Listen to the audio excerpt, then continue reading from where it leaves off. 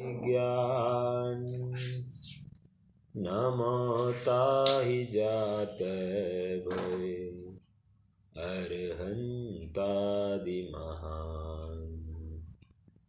करि मंगल करियो महान ग्रंथ करण को काज।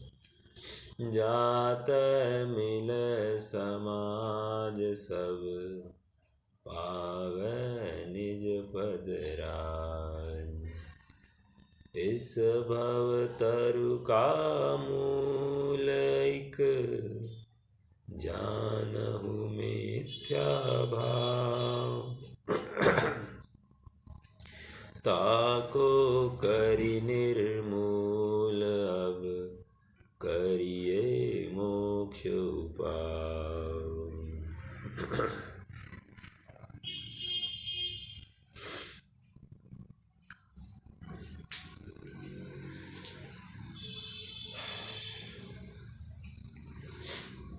आज एक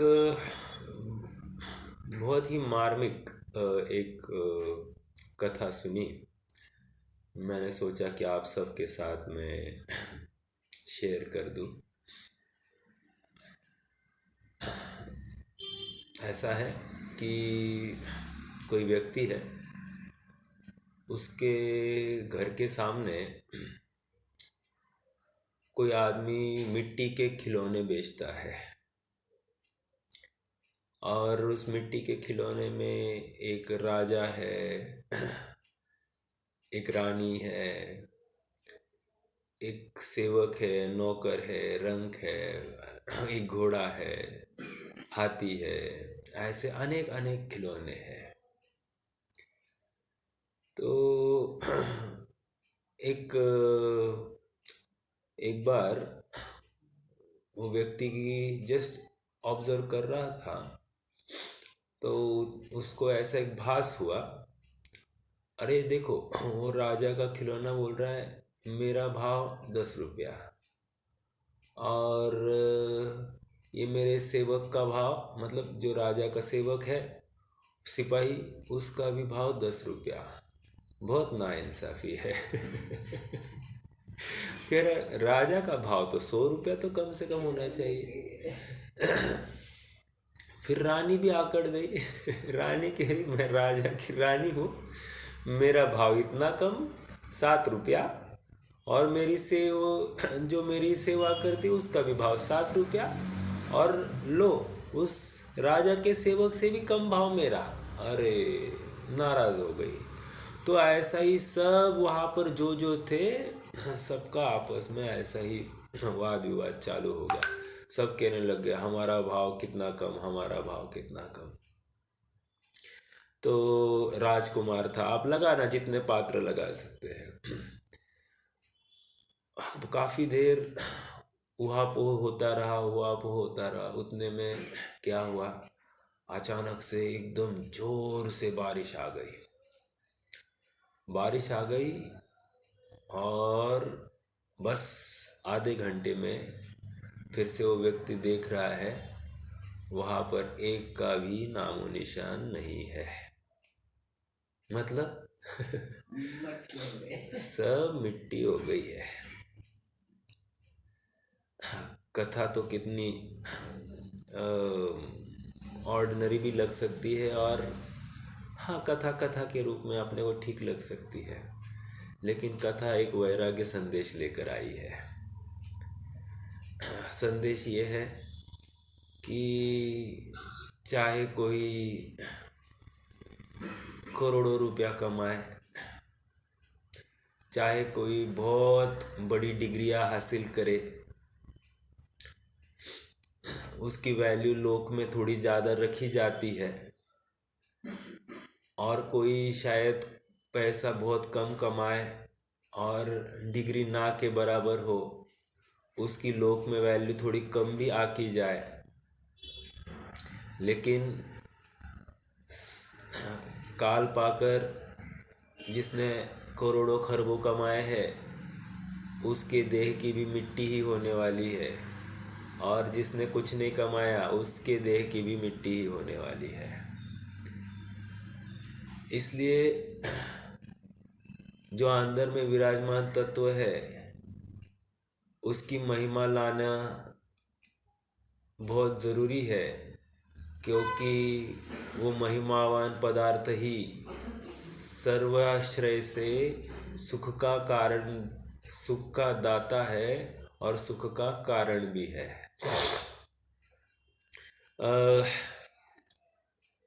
कथा या प्रसंग इसलिए सुना रहा हूँ क्योंकि आज ही एक वैराग्य समाचार भी सुना।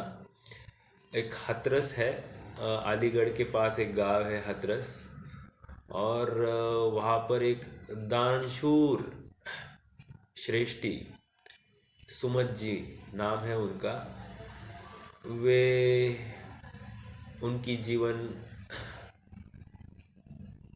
पूर्ण हो गया, अर्थात अब वे नवीन आयु के लिए प्रयाण कर गए। बहुत ही बड़े दानदाता थे। आपको उनकी एक छोटी सी घटना भी सुना दूँ, क्योंकि हम सबको ये प्रेरक है बातें, ऐसा नहीं कि मैं अनाप शनाप या वेस्ट ऑफ टाइम करूँगा। हुआ ऐसे कि मंगलायतन के जो फाउंडर है पवन जी, वे एक बार हथरस गए। जब मंगलायतन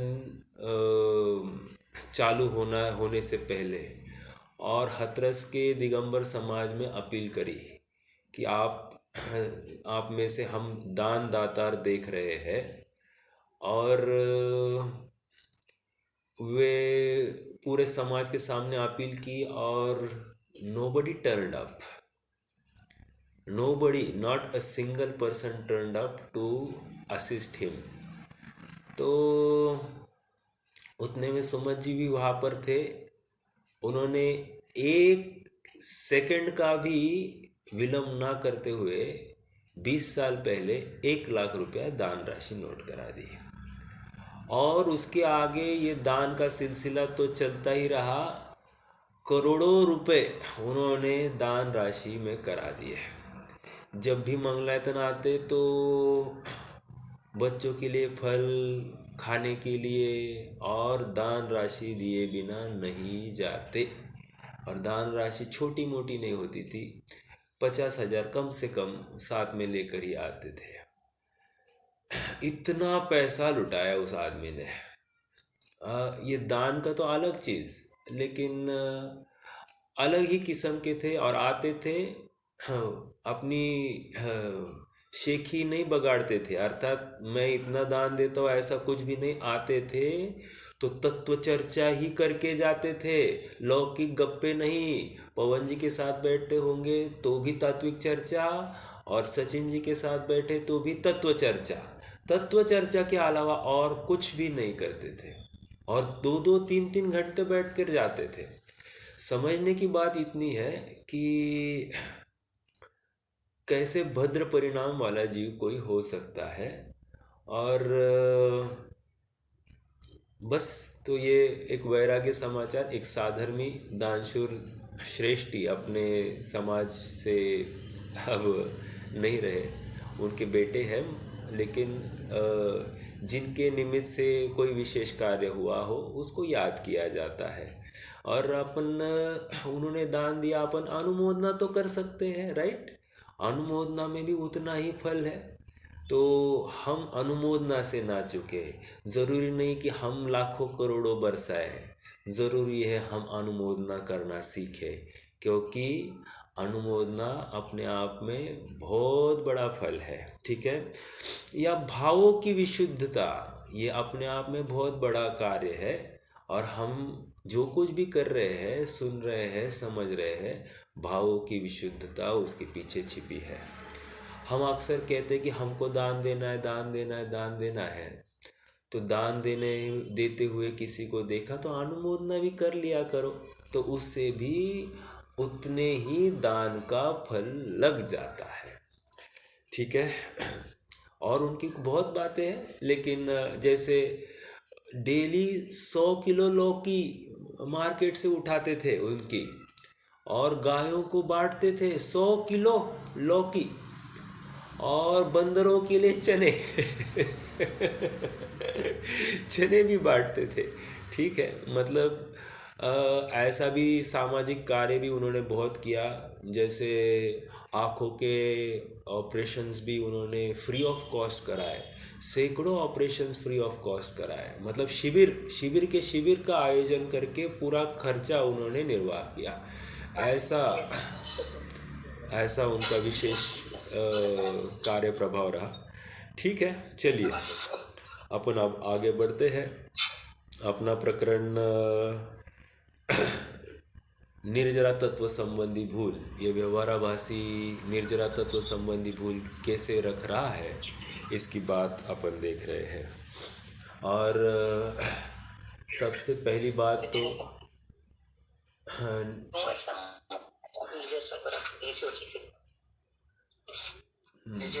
भैया हो रहा है क्या म्यूट उनका माइक? हाँ जी, हाँ कर रहे हाँ जी। तो क्या कह रहा था मैं? हाँ, तपसा निर्जराच क्या है? ये जीव मान रहा है कि सिद्धांत में एक सूत्र आया है तपसा निर्जराच, तो तपश्चरण करने से कर्मों की निर्जरा होती है। तो पंडित साहब कह रहे भैया ऐसा नहीं है, ऐसा नहीं है। क्यों? पहले तप की परिभाषा क्या है ये निश्चित करो। अगर तुम तप की परिभाषा में ही घोलम घोल करोगे, कहीं बाह्य तप को ही तुम तप मान बैठोगे, तो गड़बड़ी हो जाएगी। क्यों? क्योंकि तप तो इच्छा निरोध तप, इच्छाओं का निरोध होना ही सचमुच तप है। और तुम तो इच्छाओं का निरोध तुम्हारा कुछ विशेष पाया नहीं गया है, और तुम्हें अभी भी उतनी ही तीव्रता पड़ी है, और कोरे खान पान के निरोध को तुम तपश्चरण मान बैठे हो, तो इससे निर्जरा नहीं होती है। और थोड़ा सा बताओ, देखो 24 तीर्थंकरों में से मात्र एक ही तीर्थंकर है कि उन्होंने 13 महीने उनको आहार का कोई विषय नहीं रहा, अर्थात तपश्चरण चलता रहा। लेकिन बाकी के 23 के 23 सबका 2 दिन का तप, मतलब 2 दिन का उपवास, और उसके बाद में वे इमीडिएटली आहार के लिए निकले थे। अब प्रश्न ये है, वे तो महाबलशाली जीव है, वज्र ऋषभ नाराज सहनन है, उनको भूख लगने की ज़रूरत नहीं, और भूख लगती ही नहीं है लगभग, यूँ ही समझिए। या फिर भूख लगी तो भी नहीं खाए तो भी कुछ फर्क पड़ता नहीं है। ऐसे सबकी शारीरिक संरचना, और ये क्यों निकले, समझ में आया? ये तो चाहे तो रिकॉर्ड कर सकते थे, आदिनाथ ने 13 माह तो मैं 26 माह, ऐसा कुछ करना चाहिए था, तो और निर्जरा होती। लोगों के लिए एक पैरामीटर सेट होता, भाई तपश्चरण करने से विशेष लाभ होता है, लेकिन ऐसा तो नहीं किया। निष्कर्ष ये है कि कोरा भूखा रहने से कर्मों की निर्जरा होती है, ऐसा जो कोई विचारता है सो भ्रम है, और इससे कर्मबंध ही विशेष होता है, उससे कोई कर्मों की निर्जरा होती नहीं है। और एक बात देखिए, मुनिराज या ज्ञानी जीव तपश्चरण भी करते हैं तो शुद्धोपयोग की प्राप्ति के लिए, और आहार की चर्या के लिए भी चलते हैं तो शुद्धोपयोग की प्राप्ति के लिए। हर क्रिया का प्रयोजन एक ही है, शुद्धोपयोग की प्राप्ति। यदि शुद्धोपयोग की प्राप्ति नहीं हो तो वो क्रिया कार्यकारी नहीं है। जयसेन स्वामी ने प्रवचन सार की टीका में ऐसा लिखा है, स्वरूप विश्रांते निस्तरंगे स्वरूप विश्रांति चैतन्य प्रतिपन्न। मतलब स्वरूप में विश्राम होना और निस्तरंग मतलब वहाँ पर कोई भी अन्य कुछ भी विकल्प ही नहीं सताए और एक स्वरूप संवेदन ही स्वसंवेदन ही हो, उसको यहाँ पर उपवास कहते हैं। मतलब खान पान का सब निषेध हो जाता है, एकमात्र स्वरूप में ही रमना जमना वहाँ पर उपादेय रूप भासित होता है। हाँ जी, पृष्ठ क्रमांक 231 पर हम हैं और हम एक प्रश्न खड़ा हुआ था, आहार आदि रूप अशुभ की तो इच्छा दूर होने पर ही तप होता है, परंतु उपवास आदि व प्रायश्चित आदि शुभ कार्य है, उनकी इच्छा तो रहती है। तो कह रहे हैं कि उपवास आदि और प्रायश्चित आदि शुभ कार्य है, इनकी इच्छा तो करनी चाहिए ना, तो इनसे तपस्रण होता है और तपस्रण से निर्जरा होती है। तो पंडित साहब वहाँ पर वही समझा रहे हैं कि ज्ञानी जनों को उपवास आदि की इच्छा नहीं है, एक शुद्धोपयोग की इच्छा है।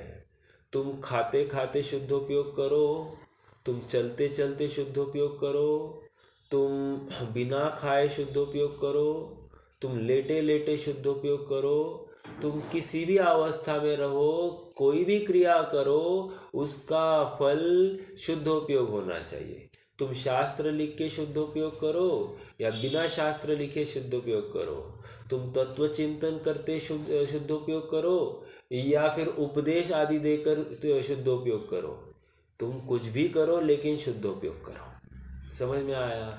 हमको शुद्धोपयोग का मूल प्रयोजन है, इसलिए ज्ञानी की क्रिया का फल एक शुद्धोपयोग है। एक शुद्धोपयोग की इच्छा है, उपवास आदि करने से शुद्धोपयोग बढ़ता है। अंडरलाइन दिस, बढ़ता है। उपवास आदि करने से शुद्धोपयोग कैसे बढ़ेगा? अरे विकल्प ही हट जाते हैं। वहाँ पर गांव में जाना, चलते देखना, ये करना कुछ नहीं, एक स्थान पर बैठे और लगाए रहे ध्यान। ओके, एक कल और एक बात रोहित भैया ने जो पूछी थी कि ज्ञानियों को अभी आहार के लिए निकले हैं और आहारचर्या के आहार की विधि योग्य रूप से नहीं मिली, तो फिर उनको आकुलता सताएगी या नहीं सताएगी? ये बहुत बड़ा प्रश्न है, लेकिन हम क्या कर रहे हैं कि हम अपने परिणामों के अनुसार ज्ञानी के परिणामों को टटोलते हैं। जो हमको दुख रूप भासित हो वो उनको भी दुख रूप भासित होगा, ऐसा हमको अनुमानित लगता है। लेकिन ज्ञानी की परिणति और अपनी परिणति में जमीन आसमान का अंतर है। वे उनकी परिणति में उस आहार की विधि के प्रति, आहार की चर्या के प्रति किंचित भी आसक्ति नहीं है। वे तो मिला तो ठीक, नहीं मिला तो ठीक, वे तो सब अवस्था में एकदम सम है। समझ में आ रहा है? सम मतलब साम्य भाव है। और इसीलिए तो भूख प्यास, गर्मी ठंडी, क्षुधा तृष्णा, सब में काच कनक, सब में उनका साम्य भाव है और वो कुछ भी उनको प्रभावित करने में समर्थ नहीं। ऐसी अड़िग अड़ोल उनकी परिणति है और इसीलिए तो वे पंच परमेष्टि पद में स्थापित हुए हैं। कोई साधारण हम और आप जैसी ही उनकी चर्या होती और हम और आप जैसे ही उनका जीवन क्रम होता तो उनको पंच परमेष्टि कौन कहते हैं? वो हम भी 10 बजे सोते और 5 बजे 4 बजे उठ जाते, और वे भी 10 बजे सोते और 4-5 बजे उठते, तो हमारे उनमें क्या फ़र्क है? समझ में आया? वैल्यू कुछ नहीं है। हमसे कुछ अलग अलौकिक ऐसा कुछ कार्य उनके दिखाई देता है। समझ में आ रहा है? चलिए आगे बढ़ते हैं। तथा यदि उपवास आदि से शरीर या परिणामों की शिथिलता के कारण शुद्धोपयोग को शिथिल होता जाने तो वह आहार आदि ग्रहण करते हैं, यदि उपवास आदि ही से सिद्धि हो तो अजितनाथ आदि 23 तीर्थंकर दीक्षा लेकर 2 उपवास ही क्यों धारण करते। Underline this. कहाँ से बात कही थी? 23 तीर्थंकरों का 2 दिन बाद ही पारना हुआ, ये यहाँ से लिखी बात, ठीक है। उनकी तो शक्ति भी बहुत थी। किसकी? 23 तीर्थंकरों की शक्ति बहुत थी। वे तो धमाधम चाहे उतना भूख लगाते, भूखे रहते तो भी कोई फर्क नहीं पड़ता। उपवास का एक पैरामीटर तो सेट होता, परंतु जैसे परिणाम हुए वैसे बाह्य साधन द्वारा एक वीतराग शुद्धोपयोग का अभ्यास किया। प्रश्न: यदि ऐसा है तो अंशनादि को तप संज्ञा कैसे हुई? तो अंशनादि को आप तप क्यों कहते हो? हाँ, समाधान, उन्हें बाह्य तप कहते हैं। सो बाह्य का अर्थ बाहर से औरों को दिखाई दे कि यह तपस्वी है। कितना सरल है। बाहर से दिखाई दे, इसलिए हमको, क्योंकि हम अंदर तो देख नहीं सकते और जो कुछ दिखेगा बाहर दिखेगा, इसलिए बाहर का देखकर हम प्रभावित होते हैं। समझ में आया? परंतु आप तो फल जैसे अंतरंग परिणाम होंगे वैसा ही पाएगा, क्योंकि परिणाम शून्य शरीर क्रिया फलदाता नहीं है। परिणाम शून्य शरीर की क्रिया फलदाता नहीं है, अर्थात कुछ कार्यकारी नहीं है। आगे प्रश्न फिर से, यहाँ फिर प्रश्न है कि शास्त्र में आकाम निर्जरा कही है, वहाँ बिना इच्छा के भूख प्यास आदि सहने से निर्जरा होती है, तो फिर उपवास आदि द्वारा कष्ट सहने से कैसे निर्जरा न हो? समझ में आई क्या? प्रश्न क्या है? शास्त्रों में आकाम निर्जरा कही है, वह बिना इच्छा के भूख प्यास आदि सहने से निर्जरा होती है, तो फिर उपवास आदि द्वारा कष्ट सहने से कैसे निर्जरा न हो? समाधान: अकाम निर्जरा में भी बाह्य निमित्त तो बिना इच्छा के भूख प्यास का सहन करना हुआ है, बाहर से तो ऐसे ही दिखाई दे रहा है, और वहाँ मंद कषाय रूप भाव हो तो पाप की निर्जरा होती है। देखो, एक उदाहरण दिया था मैंने पहले। मान लीजिए मैं घर से निकला हूँ किसी बाहर गांव के लिए, और साथ में मैं वह गांव गया, तो मैं जैसे ही ट्रेन में बैठने को हुआ, ट्रेन में बैठा तो देखा बैठने के कुछ देर बाद कि मैंने टिफ़िन ही साथ में नहीं लाया। तो टिफ़िन साथ में नहीं लाया तो बहुत आकुलता हो गया, अरे अब भूखा रहना पड़ेगा, बाज़ार का देखना पड़ेगा, क्या मालूम कैसा होगा, अब छोड़ो क्या करे, इनको भी याद नहीं रहता है। बहुत आकुलता हो गई। भूखा तो रहा लेकिन आकुलता हो गई।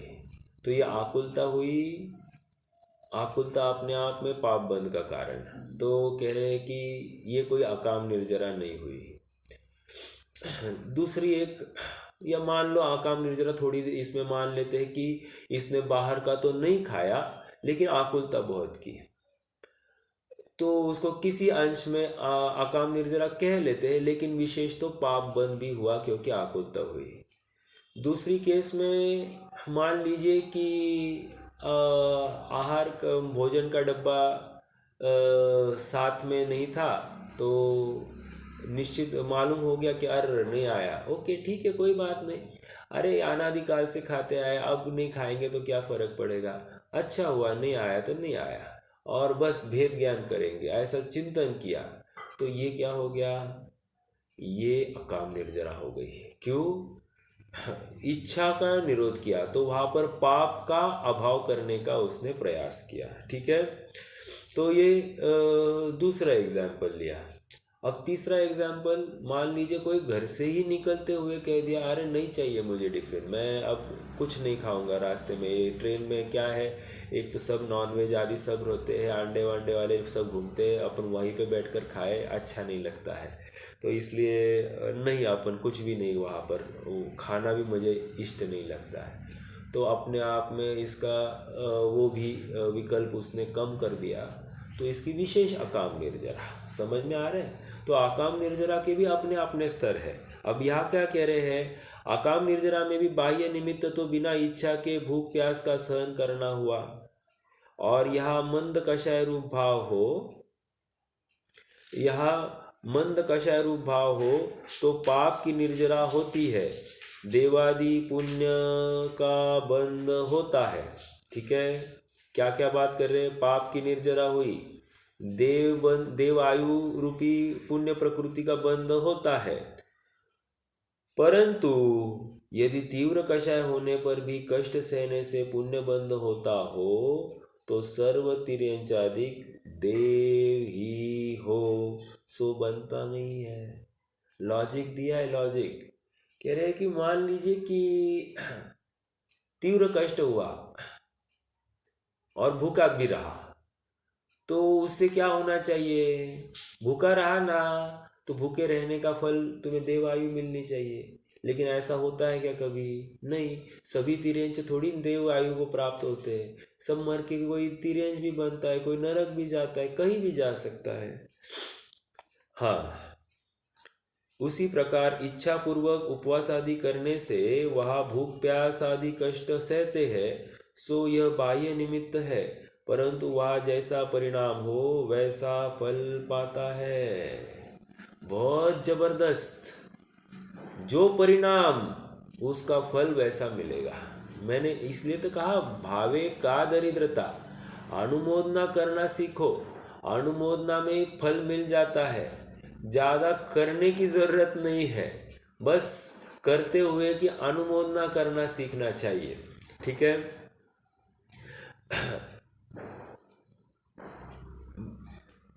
वह उसी प्रकार इच्छा पूर्वक उपवास आदि करने से वह भूख प्यास आदि कष्ट सहते हैं, सो यह बाह्य निमित्त है, परंतु यह जैसा परिणाम हो वैसा फल पाता है।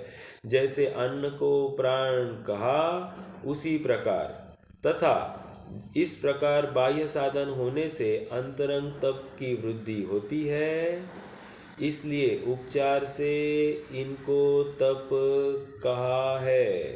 परंतु यदि बाह्य तप तो करे और अंतरंग तप न हो तो उपचार से भी तप संज्ञा नहीं है, कहा भी है। अब देखो कारण क्या दे रहे हैं, कषाय विषय आहारो त्यागो यत्र विधीयते, उपवास सविज्ञेय शेषम लंघनकम विदु।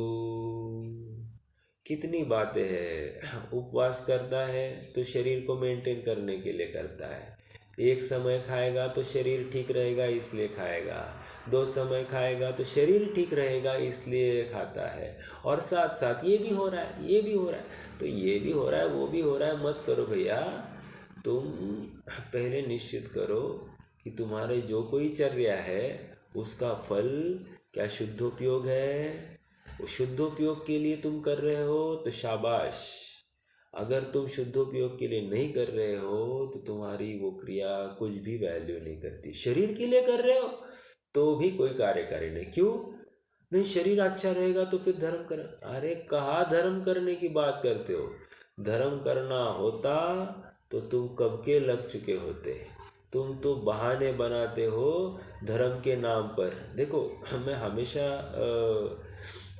काफ़ी लोगों से बात होती है तो क्या वो एक ही बात रखते हैं, शरीर अच्छा रहेगा तो धर्म कर पाएंगे, या तो सादा सर दर्द हो गया तो भी अपन कुछ सोचता नहीं है, और इसलिए सब अच्छे से खाओ पियो और फिर तुम धर्म की अपनी अपनी सोचना, ये सब बातें कहवत की है। समझ में आ रहा है क्या, प्राप्त प्रसंग में ही जो भेद ज्ञान करना सीखता है सचमुच वही आगे बढ़ने के लिए समर्थ है। हम प्राप्त प्रसंगों में ही इतने विह्वल हो रहे हैं और हम अपेक्षा रखते हैं कि भविष्य अपना सुधर जाए, अपना मरण सुधर जाए, अपनी समाधि हो जाए। ये सब असंभवित बातें हैं। जब तक अपना वर्तमान सुधरा नहीं है तब तक कुछ भी सुधरने की लायकात रखता नहीं है। यहाँ पर उपवास की बात आई। उपवास में कह रहे हैं कि विषय और कषायों का अभाव। विषय का अभाव और कषाय का अभाव क्या है? विषय मतलब पंचेंद्रिय के। देखो, कोई उपवास करता है तो दिन भर अभी काम नहीं रहेगा तो क्या करेगा? बैठे बैठे टीवी देखेगा, पत्ते खेलेगा, चेस खेलेगा। क्यों? समय तो कटना चाहिए ना। तो ये कह रहे दिस इज प्रॉब्लम, विषयों में प्रवृत्ति। ठीक है, गाने, फिल्मी गाने सुनता बैठेगा, कुछ नहीं तो फिल्मी गाने, कर्मेंद्रिय का विषय। तो ये कह रहे कि this is all time pass. इसने भोगों में ही अपना समय बिताया है तो इसको तो पाप बंद होगा।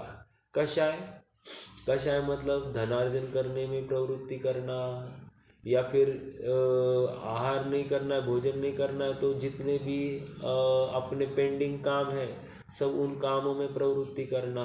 सो कह रहे दिस इज कषाय। और इसलिए ये भी इनके सहित अगर कोई उपवास कर रहा है कषाय में प्रवृत्ति पूर्वक तो कह रहे हैं कि this is again not right. Okay, तो उसको आप उपवास नहीं कह सकते। उप उप उप मतलब आत्मा, समीप, समीप, आत्मा के समीप। वास, वास मतलब रहना, आत्मा के समीप रहना मतलब आत्मा में रहना, इसको उपवास कह रहे हैं। और हम उपवास मतलब भूखा रहने को उपवास कह रहे हैं। समझ में आ रहा है? मतलब अपने आप शब्द भी हमको यही दिखाया, कह रहा है कि हम आत्मा के समीप रहे। और हम क्या कह रहे हैं कि हम भोजन से दूर रहे, बस ये हो गया उपवास। समझ में आया?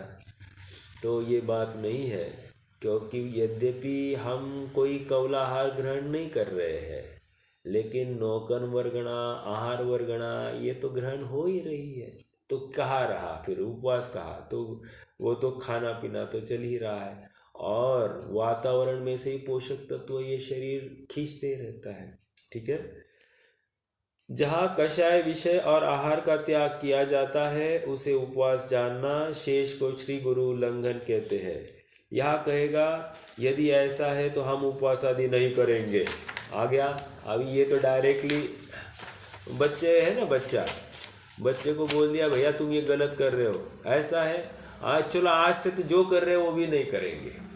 किसी महिला को कह दिया कि तुम इतना सब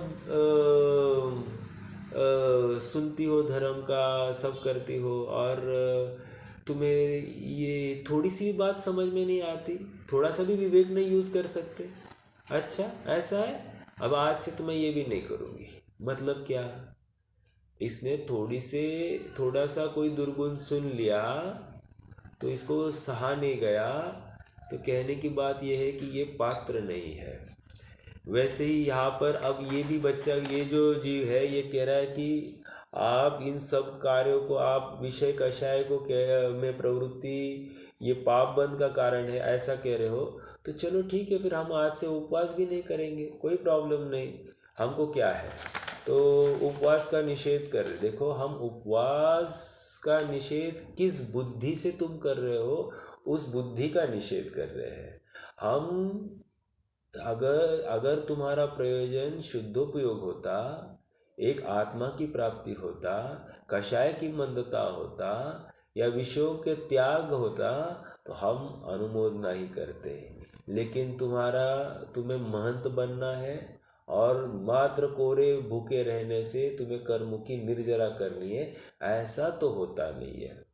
देखो अब उसका समाधान, उपदेश तो ऊंचा चढ़ने के लिए दिया जाता है, तो उल्टा नीचे गिरेगा तो हम क्या करेंगे? समझ में आया? हम चाहते कमान कमान और तू कह रहा है shut up, I want to go down. तो ये कह रहा है दिस इज रॉन्ग। ठीक है, यदि तू मानादिक से उपवास आदि करता है तो कर या मत कर, कुछ सिद्धि नहीं है। और यदि धर्म बुद्धि से आहार आदि का अनुराग छोड़ता है तो जितना राग छूटा उतना ही छूटा, परंतु इसी को तप जानकर इससे निर्जरा मानकर संतुष्ट मत हो। क्या कह रहे हैं? मानधिक से कर रहा है तो पाप बंद है, लेकिन धर्म बुद्धि से तुम उपवास कर रहे हो तो इसमें इतना है कि जितना छूट रहा है, तुम्हारी इच्छाएं छूट रही है तो उसको लेकर पुण्य बंद हो रहा है, लेकिन इसको लेकर निर्जरा होती है ऐसा मानकर तुम संतुष्ट मत होना। समझ में आया? क्योंकि निर्जरा कुछ और चीज है। आगे, तथा अंतरंग तपों में प्रायश्चित, विनय, वैयावृत्ति, स्वाध्याय, त्याग और ध्यान जो क्रियाएं, ध्यान रूप जो क्रियाएं, उनमें बाह्य प्रवर्तन उसे तो बाह्य तपवत ही जानना।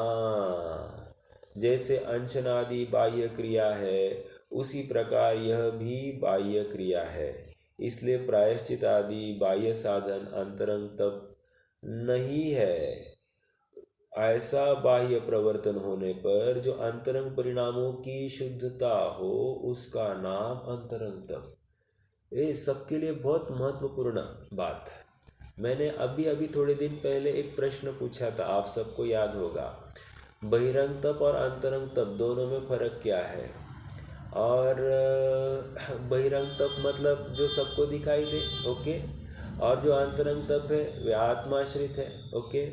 तो अब फिर से प्रश्न ये हुआ, प्रायश्चित, प्रायश्चित तो क्रिया है, वो भी शरीर के आश्रय से होती है।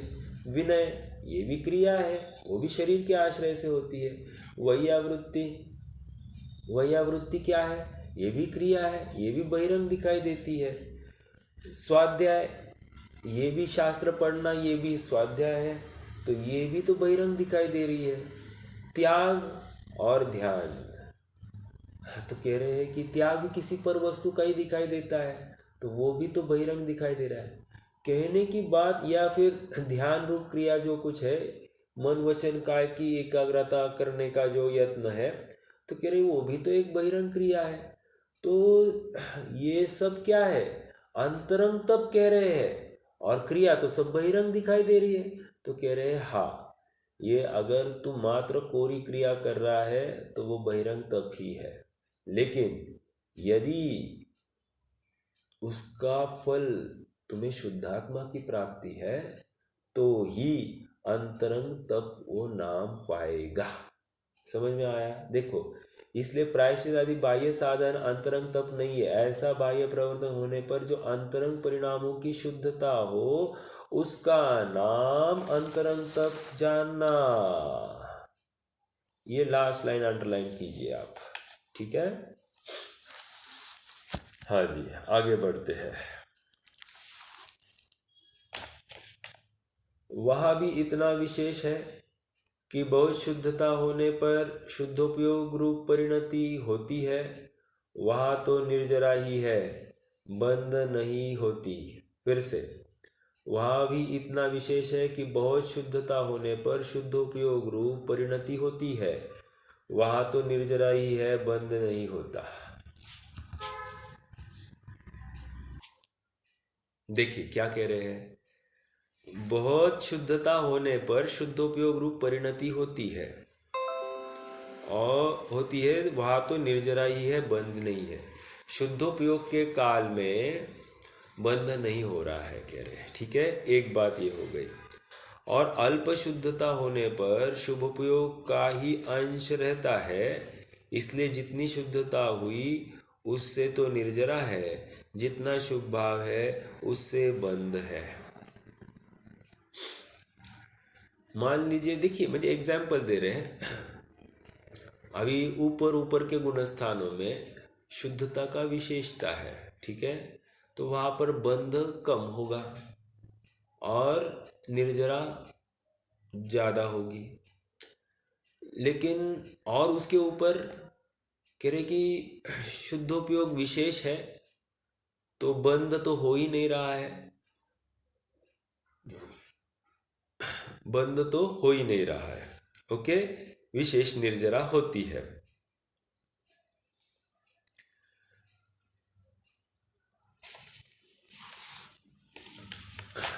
फिर से यहाँ पर, और अल्प शुद्धता होने पर शुभोपयोग का भी अंश रहता है, इसलिए जितनी शुद्धता हुई उससे तो निर्जरा है, और जितना शुभ भाव है उससे बंध है। ऐसा मिश्र भाव युगपत होता है, वहाँ बंध और निर्जरा दोनों है।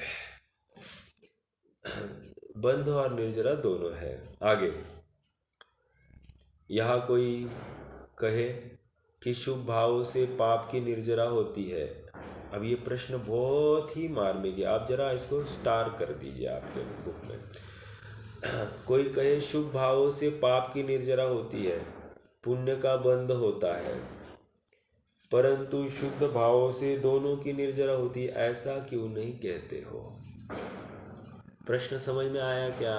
देखो क्या कह रहे हैं, मैंने शुभ भाव किया, दान दिया, व्रत तप किया, तो इससे क्या हुआ?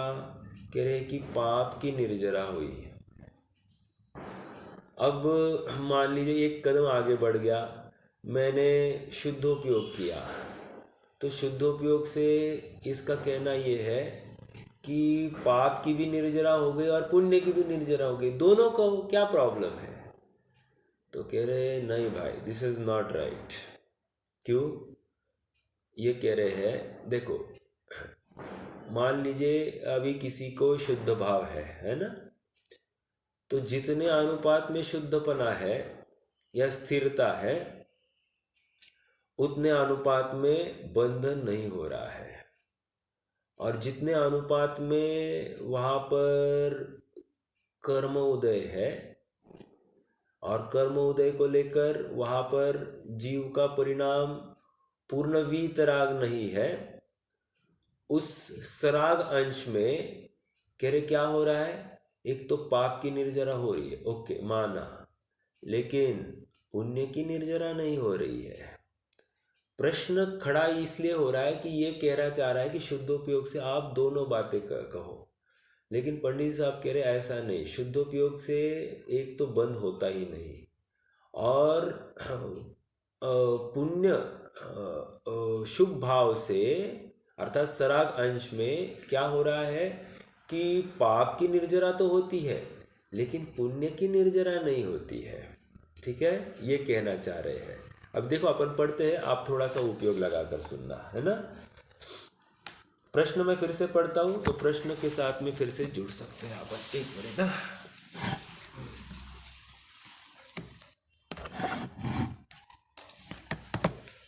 हाँ जी, यहाँ कोई कहे कि शुभ भावों से पाप की निर्जरा होती है।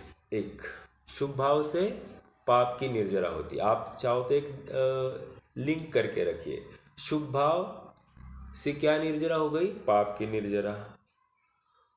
दूसरा क्या होता है? पुण्य बंध होता है। परंतु परंतु शुद्ध भाव से दोनों की निर्जरा होती है, ऐसा क्यों नहीं कहते? प्रश्न समझ में आया? शुद्ध भाव से पुण्य और पाप दोनों की निर्जरा होती है, ऐसा क्यों नहीं कह रहे हैं? देखो उत्तर, मोक्ष मार्ग में स्थिति का तो घटना सभी प्रकृतियों का होता है। What is this? कोई समझा सकता है मुझे? मोक्ष मार्ग में स्थिति का तो घटना सभी प्रकृतियों का होता है।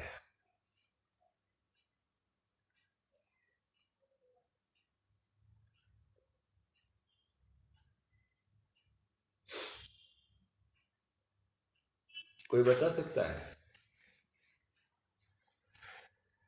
मोक्ष मार्ग में स्थिति का घटना, कर्म की स्थिति की बात कर रहे हैं ना, कर्म की स्थिति कम होती है ये बता रहे हैं। हाँ हाँ हाँ, बट मोक्ष मार्ग में स्थिति का घटना तो सर्व प्रकृतियों, सभी प्रकृतियों का होता है।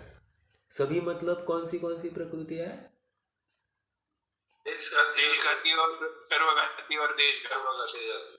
ओके, यहाँ पर एक्चुअली पुण्य और पाप की अपेक्षा अपेक्षित था आंसर, क्योंकि बात पुण्य और पाप का प्रकरण चल रहा है ना, तो इसलिए सभी प्रकृतियों का मतलब पुण्य प्रकृति और पाप प्रकृति। हालांकि देश सर्वघाती देशघाती वो नहीं लगाना था यहाँ पर। यहाँ तो इनको पुण्य प्रकृतियाँ और पाप प्रकृतियाँ या फिर घाती कर्म अघाती कर्म ऐसा भी नहीं लगाना था। इनको पुण्य और पाप में डिवाइड करना था दोनों प्रकृतियों को। तो कह रहे हैं पुण्य प्रकृतियों का क्या होता है? पुण्य प्रकृतियों का भी मोक्ष मार्ग में, हाँ, मोक्ष मार्ग कहाँ चालू हुआ? चौथे गुणस्थान में। तो पुण्य प्रकृतियों का भी क्या होता है? स्थिति घटती है, एक। पाप प्रकृतियों का भी क्या हुआ? स्थिति घटती है, दो। तो ये क्या हुआ? मोक्ष मार्ग में स्थिति का तो घटना सभी प्रकृतियों में होता है। इसका अपन ने अर्थ किया, एक बात हो गई। प्रश्न याद रखना, प्रश्न क्या कर रहा है? पुण्य से पाप की निर्जरा होती है और पुण्य का बंध होता है, लेकिन शुद्ध भाव से पुण्य और पाप दोनों की निर्जरा होगी, ऐसा इसका प्रश्न है। पंडित साहब उसको स्वीकार नहीं कर रहे हैं, पर पंडित साहब उसका एक्सप्लेनेशन दे रहे हैं और अपने को समझाएंगे। वह पुण्य पाप का विशेष है ही नहीं और अनुभाग का घटना पुण्य प्रकृतियों में शुद्धोपयोग से भी नहीं होता। क्या कह रहे हैं? अनुभाग का घटना पुण्य प्रकृतियों में शुद्धोपयोग से भी नहीं होता। क्यों? क्या होता है फिर?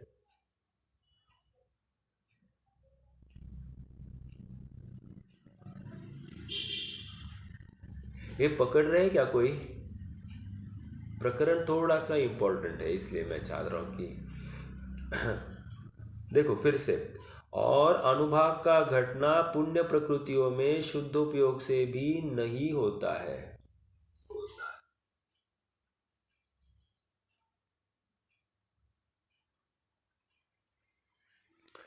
देखिए, अनुभाग का घटना मतलब फलदान शक्ति। अनुभाग इज व्हाट? फलदान शक्ति। कह रहे हैं कि अनुभाग का घटना, अनुभाग फलदान शक्ति घट जाए पुण्य प्रकृतियों में शुद्धोपयोग से भी नहीं होता। मतलब क्या होता है? इनफैक्ट बढ़ता है अनुभाग। समझ में आया? हाँ, लेकिन एक बात याद रखना कि शुद्धोपयोग से वो भी नहीं काम हो रहा है, फिर अनुभाग कैसे बढ़ेगा? वो पुण्य से होगा, पुण्य परिणाम से, सराग अंश से ही काम होगा। देखो देखो, थोड़ा सा समझना, प्रश्नकार ने बहुत मार्मिक प्रश्न किया है। शुद्धोपयोग से पुण्य की भी निर्जरा और पाप की भी निर्जरा। पंडित साहब ऐसा नहीं कह रहे हैं। कह रहे हैं कि पुण्य से शुद्धोपयोग से तो मात्र बंध तो होता ही नहीं, खत्म। लेकिन जो सराग भाव है वो तो उससे उसको लेकर पुण्य बंध ही होता है। ठीक है, देखिए फिर से। और अनुभाग का घटना पुण्य प्रकृतियों में शुद्धोपयोग से भी नहीं होता, अर्थात अनुभाग कम होना ये पुण्य प्रकृतियों में शुद्धोपयोग से भी नहीं होता। आगे, ऊपर ऊपर पुण्य प्रकृतियों के अनुभाग का तीव्र बंध होता है। ऊपर ऊपर मतलब जैसे जैसे गुणस्थान में ऊपर बढ़ेगा वहां पर पुण्य प्रकृतियों का अनुभाग तीव्र रूप से बंधता है, तीव्र रूप से। ओके, ऊपर ऊपर मतलब ऊपर शुद्धोपयोग ज्यादा है ना, तो ऊपर शुद्धोपयोग जितना ज्यादा हो रहा है उतना पुण्य का बंध भी, पुण्य के अनुभाग का बंध भी तीव्र है। ओके, मान लीजिए नीचे के गुणस्थान में पुण्य का बंध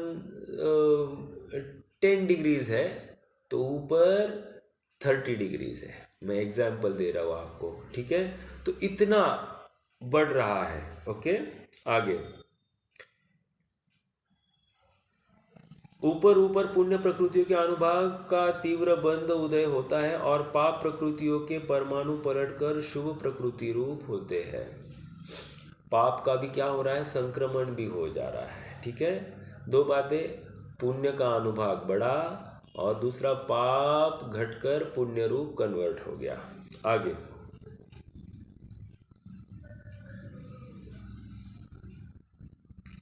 पाप पर प्रकृतियों के परमाणु पलटकर शुभ प्रकृति रूप होते हैं।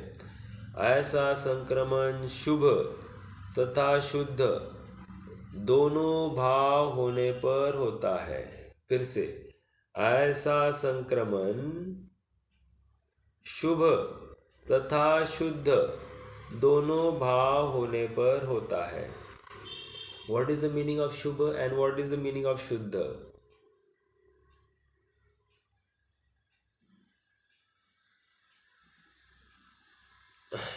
शुभ मतलब मिथ्या दृष्टि का जो विशुद्ध भाव है उसको यहाँ पर शुभ कह रहे हैं। और शुद्ध मतलब क्या? सम्यक दृष्टि का जो शुभ भाव है, फिर से सम्यक दृष्टि का जो शुभ भाव है उसको यहाँ पर शुद्ध दोनों भाव होने पर ऐसा अर्थ लगाना। ठीक है, फिर से मैं दोहराऊं। और इससे क्या हुआ? पाप प्रकृतियों के परमाणु पलटकर शुभ प्रकृति रूप होते हैं। ऐसा संक्रमण शुभ मतलब मिथ्या दृष्टि के विशुद्ध परिणाम से, तथा शुद्ध मतलब सम्यक दृष्टि के विशुद्ध परिणामों से दोनों भाव होने पर होते हैं। मतलब दोनों की तरफ से ये होता है। आगे, इसलिए पूर्वोक्त नियम संभव नहीं है, विशुद्धता ही के अनुसार नियम संभव है। आगे देखो, एग्जाम्पल दे रहे। देखो, चतुर्थ गुणस्थान वाला शास्त्राभ्यास आत्मचिंतन आदि कार्य करे, वहां भी निर्जरा नहीं, बंध भी बहुत होता है। और पंचम गुणस्थान वाला विषय सेवन आदि कार्य करे, वहां भी उसके गुण श्रेणी निर्जरा होती रहती है, बंध भी थोड़ा होता है। तथा पंचम गुणस्थान वाला उपवास आदि तथा प्रायश्चित आदि तप करे, उस काल में भी उसके निर्जरा थोड़ी होती है। और छठवें गुणस्थान वाला आहार विहार आदि क्रिया करे, उस काल में भी उसके निर्जरा बहुत होती है, तथा बंध उससे भी थोड़ा होता है। समझ में आया? दो बातें, निर्जरा ज्यादा हो रही है और बंध कम हो रहा है। ये दो बातें हो रही है ऊपर ऊपर। ठीक है, इसलिए बाह्य प्रवृत्ति के अनुसार निर्जरा नहीं है। अंतरंग कषाय शक्ति घटने से विशुद्धता होने पर निर्जरा होती है। सो इसके प्रगट स्वरूप का आगे निरूपण करेंगे, वहां से जानना।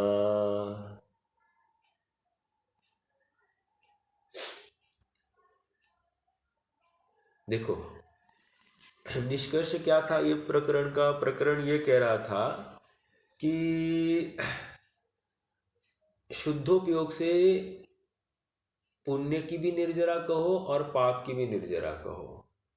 तो यहाँ पर ये नहीं कह रहे हैं, कह रहे हैं कि पुण्य से, पुण्य परिणाम से अर्थात शुभ परिणाम से तो पाप की निर्जरा होती है। ओके, कोई प्रॉब्लम नहीं।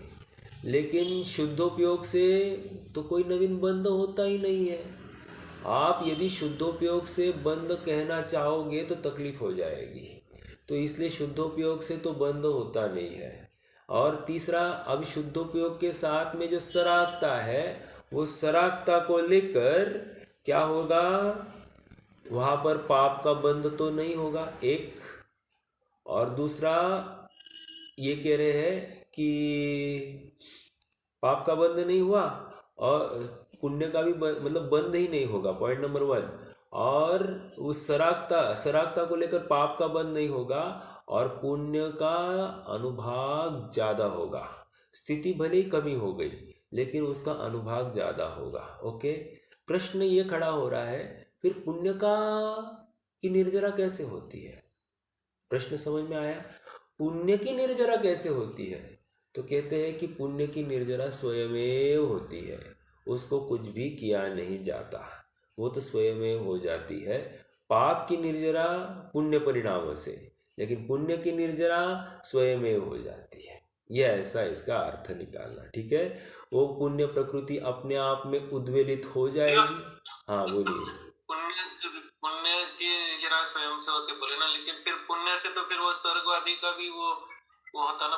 मुझे फिर वो कैसा, ये लोग क्या सोचते हैं ना, अभी अपन लोग में पुण्य करेंगे तो वो है तो फिर उसकी निर्जरा नहीं नहीं कैसे नहीं नहीं, होगी? प्रकरण ये चल रहा है कि निर्जरा काय से होती है।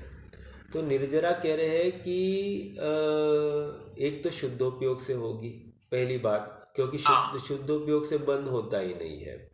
लेकिन क्या है, वर्तमान में सराग भाव भी हो है ना थोड़ा सा, तो वो सराग अंश को लेकर क्या हो रहा है, पाप की निर्जरा हो रही है। ये दूसरी भी बात हो गई, सराग अंश को लेकर पाप की निर्जरा हो रही है। लेकिन फिर पुण्य का क्या हो रहा है, पुण्य प्रकृतियों का, प्रकृतियों का अनुभाग तो बढ़ रहा है, भले ही स्थिति कम हो रही है लेकिन अनुभाग बढ़ रहा है। तो कह रहे अब इसकी इस ये पुण्य का जो हुआ है उसका कैसे निर्जरा की जाए। तो कह रहे हैं कि वो अपने आप वो उद्वेलित हो जाए या वो खिर जाए अपने आप, लेकिन उसके लिए अलग से कुछ नहीं करना पड़ता। ये बात चल रही है। पुण्य से बंद होता है, मैं ये कह ही नहीं रहा हूँ, वो होता है, होने दीजिए, उसकी बात नहीं। लेकिन जो पहले की पुण्य की प्रकृतियाँ है सत्ता में पड़ी हुई, उसकी निर्जरा कैसे होगी, ये प्रश्न खड़ा हो रहा है। ठीक है, तो कह रहे कि ये नया पुण्य बांधा उसका। नया पुण्य से बंद हुआ ना, उसको विरोध है ही नहीं ना, उसका विरोध नहीं है। मैं तो सत्ता में पड़ी हुई बात कर रहा हूँ। देखो तीन बातें हो रही करनी है। एक तो शुद्ध शुद्ध परिणति कहो या शुद्धोपयोग कहो, उससे क्या हो रहा है, उससे नवीन कर्म बंध नहीं हो रहा, एक। नहीं हो। दूसरी बात कह रहे हैं कि अभी जो पुण्य सराग भाव है, सराग भाव से क्या हुआ, पाप की प्रकृतियों पाप की की निजरा हो निर्जरा गई। हो गई, निर्जरा हो गई। ये दो बातें हो गई। अब तीसरी, या फिर पाप पुण्य रूप कन्वर्ट हो गया, ये भी हो सकता है। लेकिन अब प्रश्न ये है कि पुण्य का कैसे निर्जरा होगी, समझ में आया। तो कह रहे पुण्य की निर्जरा करने के लिए शुद्धोपयोग से निर्जरा नहीं हो रही है, वो तो स्वयमेव उदय में आएगा और खिर जाएगा, खत्म, और कुछ नहीं। अगर वो समझो मार्क्स में कंटिन्यू रहा तो। हाँ, मोक्ष मार्ग में कंटिन्यू रहा तो, यस। हाँ और हाँ, नहीं तो फिर आगे फिर और आगे भाव में कंटिन्यू रहेगा, वो हाँ पुण्य हाँ, लेके जाएगा। वो तो है ही। और एक इतना कह रहे हैं कि हाँ, पाप प्रकृतियों का पुण्य रूप कन्वर्जन होना या संक्रमण होना या उनकी निर्जरा होना, ये तो ज्ञानी अज्ञानी दोनों के हो सकती है, पाप का पुण्य रूप कन्वर्जन होना। लेकिन पुण्य का नवीन बंध कोई प्राप्त होते रहना, ये तो विशेष रूप से अज्ञानियों के ही होगी, ज्ञानियों के नहीं होगी। ज्ञानियों के वो किसी किसी के बंध का कारण हो सकती है, किसी किसी के निर्जरा का भी कारण हो सकती है, या अपने आप खिर जाती है। ओके, ये समझा रहे हैं। हाँ जी, इसलिए ये हाँ बोलिए। ये जो पुण्य का अनुभाग जो बन रहा है वो सराग अंश से बन रहा है कि शुद्ध उपयोग की वजह से, किस वजह से बन रहा नहीं, है, बढ़ रहा है जो बढ़ रहा है शुद्धोपयोग वो से। सराग अंश है उस। हाँ मैं अपेक्षित ही रख रहा था कि आप शायद मुझे प्रश्न करोगे। ऐसा है कि ये उस सराग अंश को लेकर ही अनुभाग बढ़ता है। ये यहाँ पर पंडित साहब ये दिखाना नहीं चाह रहे हैं कि शुद्धोपयोग से नवीन बंध होता है, क्योंकि शुद्धोपयोग भी बंध का कारण वो ये घटित ही नहीं करना चाहते हैं। उसका जो कोई वो अनुभाग बढ़ना या नवीन पुण्य बंध होना, ये सब उस सराग भाव से ही हो रहा है, वो इससे कुछ नहीं हो रहा। शुद्धोपयोग को लेकर या स्थिरता को लेकर कुछ भी बंध नहीं है, ये इतना वो कहना चाह रहे हैं। ठीक है भैया, तो प्रश्न क्या था वैसे, लेकिन वही था कि यानी रीजन क्या है, अनुभाग जो बढ़ रहा है आगे आगे तो शुद्ध उपयोग में ज्यादा रहेंगे ना, तो बराबर। पुण्य का जो अनुभाग बढ़ रहा है तो उसका रीजन क्या है, वो सराग भाव में जो बस बस बस, अशुभ अशुभ भाव है वही। हाँ, सराग भाव में जो वो राग भाव जो है ना, बुद्धिपूर्वक राग अबुद्धिपूर्वक राग जो कुछ है, वो ही बंध का कारण है, बस। ठीक है क्योंकि देखिए थोड़ा सा अपन विचार करते हैं।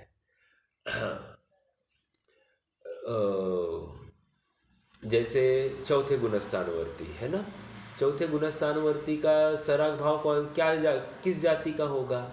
तो चौथे गुणस्थानवर्ती के सराग भाव अप्रत्याख्यानावरण का उदय की तीव्रता, मंदता या जो कोई उसकी वेरिएशन है अप्रत्याख्यानावरण के इसमें, क्यों प्रत्याख्यानावरण संज्वलन तो है ही है, उसकी कोई बात नहीं, लेकिन अप्रत्याख्यानावरण का जो राग भाव है उसको लेकर उसको नवीन बंध होगा। ओके, अब आ जाइए पांचवें गुणस्थान वाले के।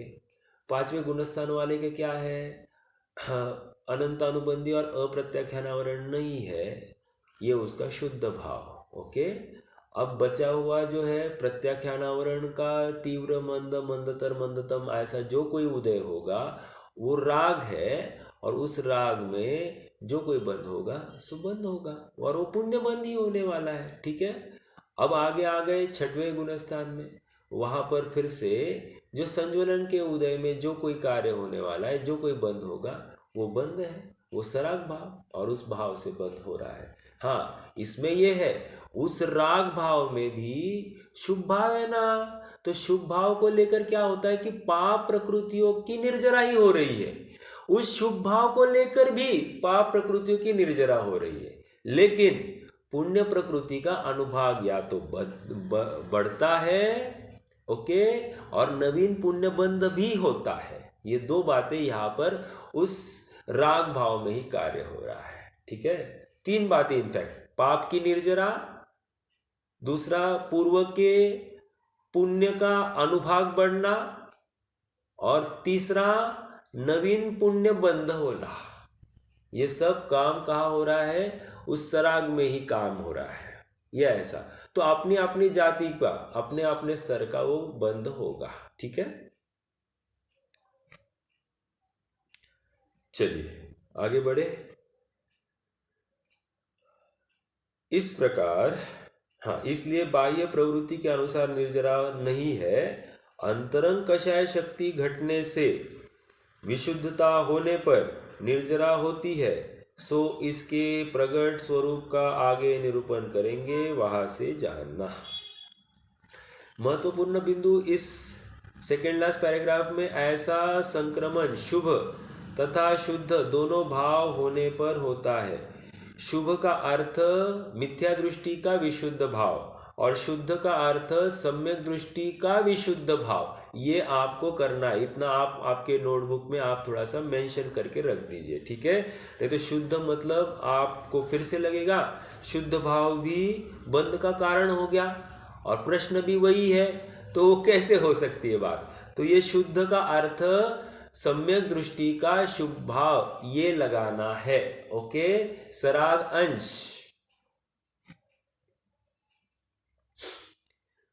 इस प्रकार अंशनादि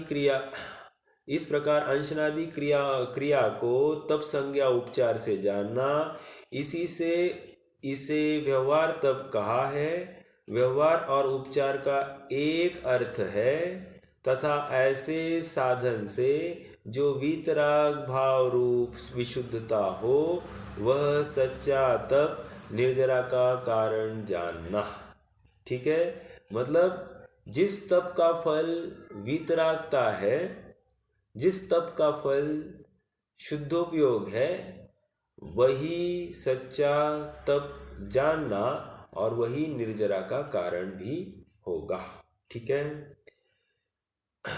रुक जाते हैं आज के लिए, समय हो गया है, 1-2 पैराग्राफ बाकी है, और फिर मोक्ष तत्व का अन्यथा रूप, ये प्रकरण अपन कल चालू करेंगे। ओके, कोई प्रश्न है तो रख सकते हैं, नहीं तो जिनवानी स्तुति करेंगे।